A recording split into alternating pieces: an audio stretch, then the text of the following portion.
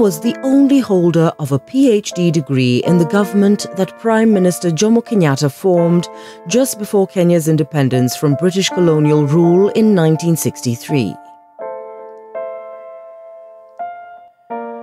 Julius Kiano was born on June 1, 1926, to Jonathan Kiano and Wanjiru Gikonyo in Fort Hall, or present-day Murang'a.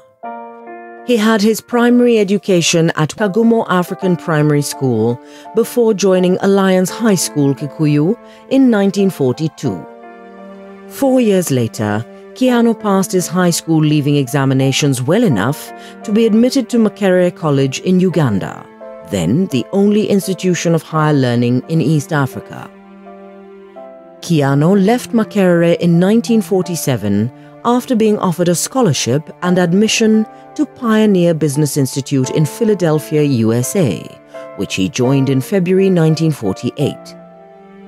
He would later transfer to Antioch College, from which he graduated in 1952 with a bachelor's degree in economics. He would go on to get a master's in public administration at Stanford University, one of America's top universities, and a PhD in political science in 1956 at the University of California Berkeley, becoming the first Kenyan to receive a PhD. On coming back to Kenya that year, Kiano joined the Royal Technical College, Nairobi, as a lecturer in economics and constitutional law. The college soon became a university college before assuming full university status. But by that time, Kiano had decided to venture into politics. In the March 1958 elections, held under the so-called Lennox-Boyd Constitution that aimed to increase African representation in the Legislative Council, or LegCo, Kiano beat his old teacher at Alliance High School, Eliud Mathu, to capture the Central Province South seat. In April 1959, Kiano would be among a group of LegCo members who met the Colonial Secretary, Alan Lennox Boyd, in London and agreed that a conference would be held at Lancaster House, London in January 1960 to chart out the constitutional way forward for Kenya.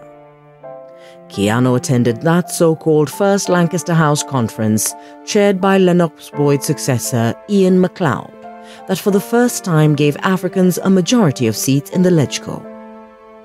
It also lifted the ban on African countrywide political organizations. On coming back from London, the African leaders split and formed two rival political parties, the Kenya African National Union KANU and the Kenya African Democratic Union KADU. Kiano would be a member of the KANU executive, whose interim president was James Gishuru. It was on a KANU ticket that Kiano contested and won the new Mbiri seat that had been created out of his old Central Province constituency. But more important for Kiano, he would be one of the 4 African ministers who now made up the pre-independence government. He became Minister for Commerce and Industry. In that election, KANU emerged victorious, winning 19 LegCo seats, while KADU won 11. But though victorious, KANU refused to form a government until Jomo Kenyatta and other African leaders who in 1952 had been arrested, tried, convicted, jailed and later detained for being behind the Mau Mau rebellion had been released.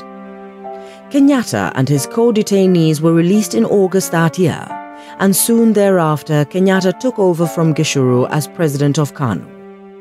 Kenyatta would later lead his party's delegation, including Kiano, to the Second Lancaster House Constitutional Conference in February 1962, during which the final touches to the path to Kenya's independence were worked out. Kiano retained his seat easily again in the May 1963 general election, the last before Kenya's independence, an election in which KANU scored a resounding victory, winning 83 of the 124 seats in the House of Representatives, as well as a majority in the upper house or Senate.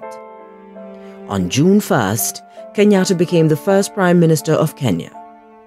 In his government, Kenyatta reappointed Kiano to his old portfolio of commerce and industry.